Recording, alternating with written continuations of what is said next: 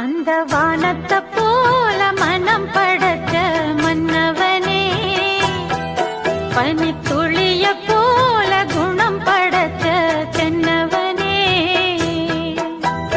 மஞ்சளிலே ஒரு நூலெடுத்து அந்த விண்ணுக்கும் மண்ணுக்கும் சம்பந்தம் உண்டுன்னு சொன்னது யாரு? அது மன்னவன் பேரு. அந்த வானத்தை போல மனம் படைச்ச மன்னவனே.